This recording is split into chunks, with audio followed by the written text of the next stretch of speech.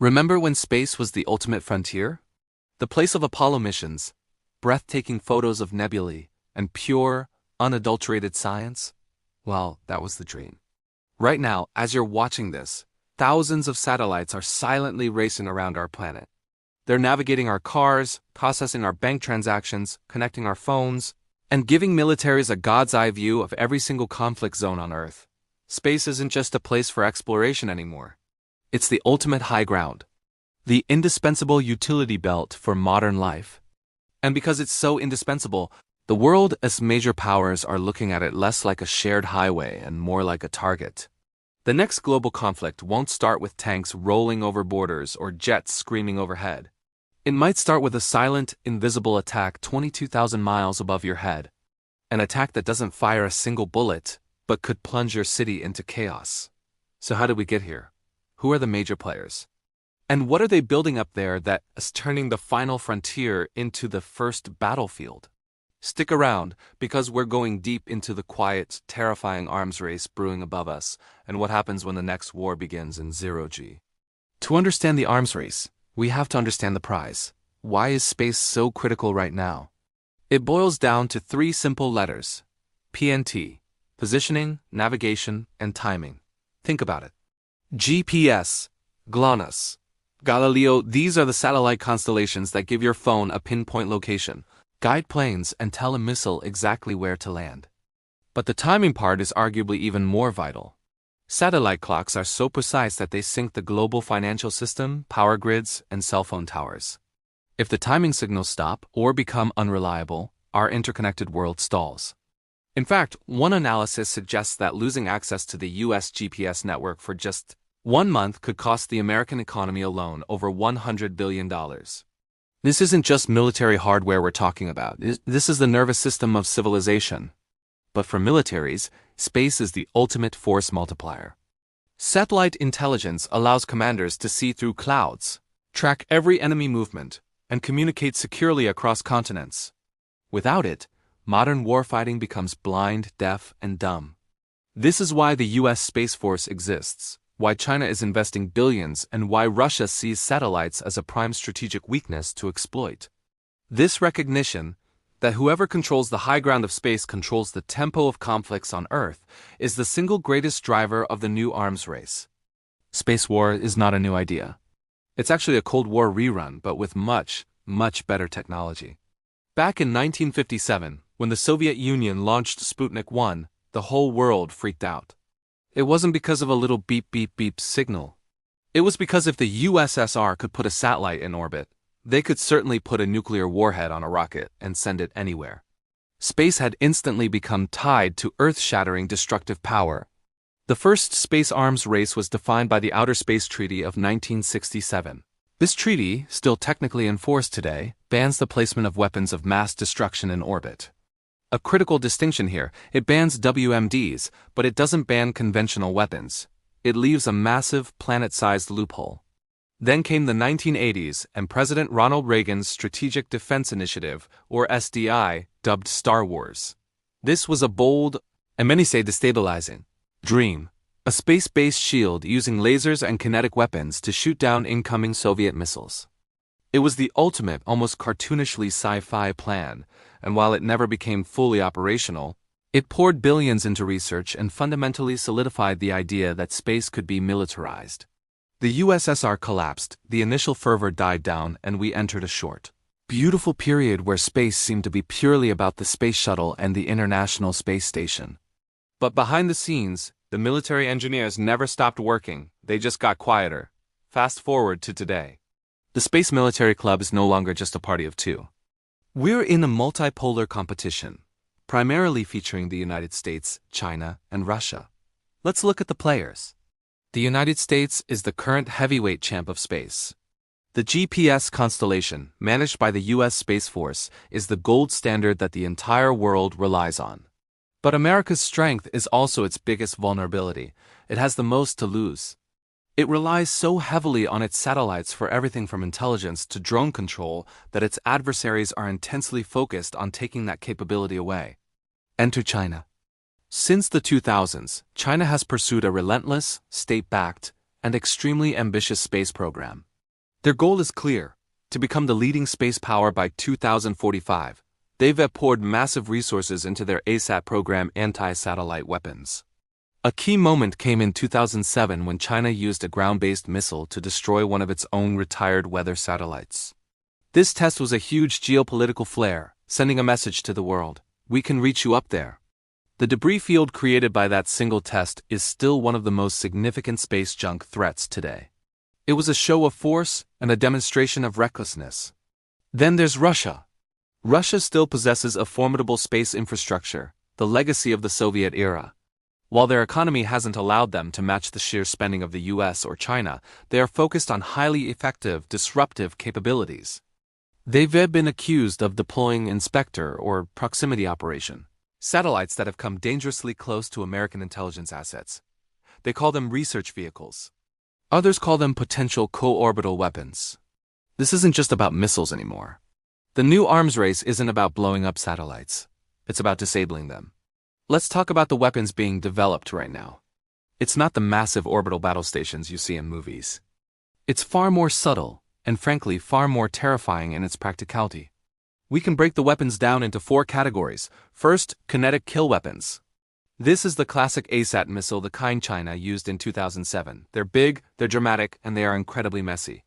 When you destroy a satellite, it fragments into thousands of pieces of space junk, all traveling at over 17,000 miles per hour. That debris can cause a chain reaction called the Kessler syndrome, where every piece of junk hitting another piece of junk creates more junk, potentially making entire orbits unusable for generations. Because of this catastrophic side effect, kinetic weapons are actually seen as a last resort. Second, co-orbital weapons. This is the next generation. Imagine a satellite that orbits right alongside the enemy's satellite, masquerading as a friendly inspector or research vehicle. When the order is given, it can nudge the target out of orbit, spray it with blinding paint, or deploy a robotic arm to damage its antennae or solar panels. It's the ultimate space saboteur, and it leaves behind virtually no debris, making attribution incredibly difficult. Third, directed energy weapons. Think of powerful lasers or high-energy microwave beams fired either from the ground or from another satellite. These don't need to physically destroy the target. They just need to blind it. A powerful laser can overload or permanently damage a satellite's sensitive optical sensors, rendering its billion-dollar spy capability instantly useless. It's a clean kill, an instantaneous knockout. And fourth, electronic warfare. This is the invisible war. Instead of physically attacking the satellite, you attack the signal. Powerful jammers on the ground can flood the satellite's communication channel with noise, preventing it from sending or receiving data. Even worse, spoofing is when you send false signals, tricking a device into thinking it's somewhere else. Imagine a missile being fed false GPS coordinates that send it hundreds of miles off course. This is already happening in conflict zones around the world today. This entire arsenal is designed for one thing: to win a war without firing a shot in space. To simply neutralize the enemy's ability to see, communicate, and navigate. But there's a massive problem with this new invisible battlefield. It introduces a dangerous concept known as the orbital dilemma. This is where the story gets really tense. In the old days of the Cold War, a massive ICBM leaving a silo was a clear sign of intent. You knew exactly what was happening. In space, there's almost zero ambiguity. When a Russian satellite suddenly maneuvers close to a US asset, is it a test? Is it performing a repair? Is it simply taking a closer look? Or is it preparing a hostile action? We don't know. And that's the dilemma. Because everything a country puts up there for defense can be seen by an adversary as a potential offense. A powerful ground-based laser developed to track space debris? It could also be used to blind a satellite. A co-orbital inspection vehicle? It could be a deadly, silent assassin. This ambiguity forces everyone to assume the worst. And when you assume the worst, you prepare for the worst. You start launching your own dual-use defensive weapons, which your enemy then sees as offensive, and so on. It's a terrifying feedback loop, a classic security dilemma amplified by the fact that attacks in space are instantaneous and attribution is nearly impossible. If your satellite goes dark, was it a sun flare, an accident, or a state-sponsored attack? By the time you figure it out, the war on the ground might already be lost. This creates an intense pressure to shoot first, or at least to be ready to. Now, let's throw a multi-billion-dollar wrench into the traditional military versus military narrative. Private companies, specifically Starlink. Elon Musk's SpaceX, with its Starlink constellation, has fundamentally changed the game. Before Starlink, the US government spent billions building and maintaining a few dozen incredibly expensive, exquisite, and therefore high-value targets. Starlink has flipped the script. They've launched thousands of smaller, cheaper satellites, a massive swarm known as a mega-constellation. In a conflict, you can't realistically target 10,000 satellites. It's a logistical impossibility. If you take out 500, Starlink might just launch 500 more the next day. It's a massive problem for adversaries trying to deny the US access to space communication. But this commercialization also creates a massive paradox. During the conflict in Ukraine, Starlink became a critical communications lifeline for the Ukrainian military. It wasn't designed to be a military asset, but it became one overnight. This begs the question, when does a private company's asset become a legitimate military target? If a nation attacks a commercial satellite, does that constitute an act of war? And does a private company, led by a single CEO, now hold a critical key to military success? The legal and ethical frameworks for this new reality simply haven't caught up. It's truly the Wild West of orbital warfare. Let's end this section with a thought experiment. It's not about little green men or flying saucers. It's about a very realistic, devastating scenario. Imagine it's a Monday morning.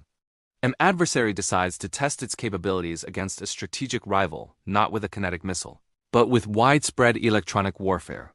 First, GPS signals begin to fluctuate wildly in a wide geographic area. Traffic lights go haywire, self-driving trucks pull over, and air traffic control has to resort to old-school radar and pencil and paper logs. The global financial markets, which rely on the nanosecond precision of satellite timing, begin to see massive, instantaneous trading errors. Then the powerful ground-based jammers start. Suddenly, tens of thousands of commercial and military communication links go silent. The only way to talk across the ocean is via antiquated undersea cables. Intelligence analysts are blind. Drone operators are grounded. No explosions, no debris. Just silence and confusion. The power grid starts to fail because the timing systems are off. Utilities can't coordinate their distribution. Large metropolitan areas dim. This is the nightmare scenario. A soft kill of the digital infrastructure that doesn't cause a nuclear winter, but causes a societal whiteout. It is a conflict that is incredibly difficult to respond to because it's hard to attribute, and because the response attacking their satellites carries the massive risk of escalating the conflict to a physical war and creating the deadly perpetual threat of the Kessler syndrome. And that, my friends, is the arms race we are currently living in. A race to build the ultimate kill switch for the modern world, thousands of miles above our heads. So is space the next battlefield? The honest answer, based on the technology being developed and the doctrine being written, is yes.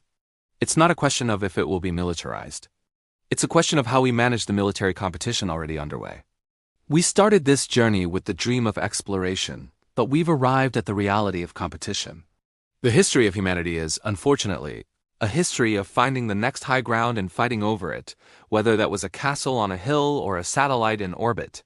The great challenge of this new space arms race is that the consequences of a mistake are literally orbital. A land war ends. A space war that creates a cascading debris field could affect generations to come. We could quite literally lock ourselves out of space for a century. We need new rules. We need updated treaties that address killer robots, blinding lasers, and spoofing signals, not just the nuclear missiles of the 1960s.